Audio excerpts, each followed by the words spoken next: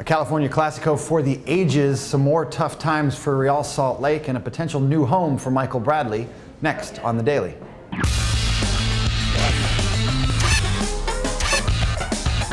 Hey everybody, welcome to another edition of The Daily, here with Greg Lawless. I'm Nick Fershaw, starting off this Monday with a statistic. We've now seen 100 goals in 33 MLS games since the international break last month. That's an uptick for the league. We saw 7 goals on Saturday night alone in the LA Galaxy San Jose Earthquakes California Classico matchup, a 4-3 win for San Jose. This rivalry just got a whole lot better after this game. Pretty amazing when you think about it. 50,000 people at Stanford Stadium, and they were treated to what will be, in my mind, or will go down as one of the best regular season matches we have ever seen in MLS. This had everything. It had comebacks, it had fight, it had a couple of controversial moments, maybe an offside, maybe a handball, all kinds of things like this. But basically, the Galaxy were down a goal, and then they were up 2 goals, and then they ended up losing. Chris Wondolowski with the winning goal for the San Jose Earthquakes in a little heel flick that I think will go down also as one of his best goals ever, both for the talent involved in getting it into the goal, and secondly, for the momentous occasion that it came in. 14 goals this season for Chris Wondolowski, tops in MLS. One of the other storylines, you mentioned that controversy. David Beckham had a great free kick goal in this one early for the Galaxy, but late in the game, he gets into a little bit of an incident with Sam Cronin for the San Jose Earthquakes, sort of a stop in play. He kicks the ball at Sam Cronin, and then everything just goes nuts. Well, it's pretty amazing, actually. You're in the 93rd minute, so the 3rd minute of added time in this one, and Sam Cronin collides on a corner kick, collides with an LA Galaxy player, and he goes down, and he kind of stays down. So David Beckham takes offense to this. He's standing on the sideline. He's about 25 yards away, and he drop kicks the ball and hits Cronin directly, which of course makes Cronin jump up very quickly, obviously not as injured as he was making it out to be, and he goes after Beckham, and all of a sudden there's lots of jawing. This continued after the game when somehow the San Jose Earthquakes Muppet-like mascot got involved in all of this. It was kind of funny, but also you could see the passion of the California Classico coming out. This rivalry is back. One of the other storylines here, Beckham, you mentioned it, accumulation of yellow cards. He's going to miss the next matchup for the LA Galaxy, but still a great game out there, the California Classico. Check out all the highlights on MLSsoccer.com. Well, another week and another loss for Real Salt Lake, a team we thought was the best in the league just a few weeks ago, but now they've lost 3 straight for the first time since 2007 after a 2-0 loss to the Columbus Crew. What's going on with Jason Kreis and RSL? Well, it's really amazing. This was just in general, this whole game was an amazing thing because actually most of Columbus and a lot of Ohio were out of power for about 24 hours, maybe even 28, 30 hours before this game took place. So there was a rush just to get power to Crew Stadium to get this game on. It ended up kicking off about an hour late from its scheduled time.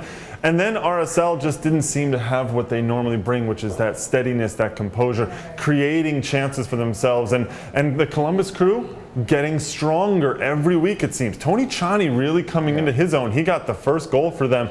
And of course, Eddie Gavin has been terrific basically every single year. He's always going to be good and steady. So this is a Crew team that's beginning to find itself. And they came up against an RSL team that maybe is starting to question themselves. Jason Kreis after the game saying, look, we have no excuses. We lost this game and we're not going to make excuses for this, and 3 losses in a row. RSL struggling right now. And a short turnaround for them. They've got a big matchup against the Seattle Sounders on Wednesday. Well, let's take a look at the Eastern Conference, where DC United got a big 3-0 win over the Montreal Impact. That puts them 2 points clear of the New York Red Bulls atop the Eastern Conference. And you've also now got the Chicago Fire streaking up the table a little bit. What's your bigger storyline, DC or Chicago? Well, I think considering that DC were coming off of that draw or that loss to New York, and I think that they were starting to maybe question themselves a little bit in this one, but you know what? They came back and they got a thumping win against Montreal, and Chris Pontius continuing to blossom as an attacker.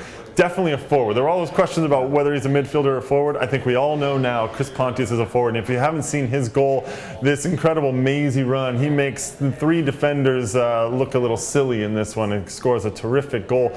Dwayne De Rosario is still 2 goals away from his 100th in his career in MLS, but he's starting to create goals for everyone. This is a DC team that, for me, that's the storyline. They are solidifying their place at the top of the Eastern Conference and certainly their credibility as an actual cup contender this year. Definitely top the Eastern Conference now. 2 points clear of the Red Bulls, who tied Toronto FC over the weekend 1-1. The Chicago Fire moving up the ladder. They've now won 3 in a row after a win over Sporting Kansas City. Well, last but certainly not least, some international news that broke exclusively on MLSsoccer.com over the weekend. Michael Bradley, the U.S. international midfielder, could have a new home in Italy, and you like this move. I do. It looks like Michael Bradley is going to move from Chievo Verona to Roma. Let's not forget Roma, owned by an American businessman who, when he bought the team, said, "I want to bring in a big-time American player." And it doesn't get much bigger than Michael Bradley, considering all that he's done since he's moved to Italy and the way he has bloomed into this incredible player in the midfield. Really gotten his tactics down, gotten his confidence down.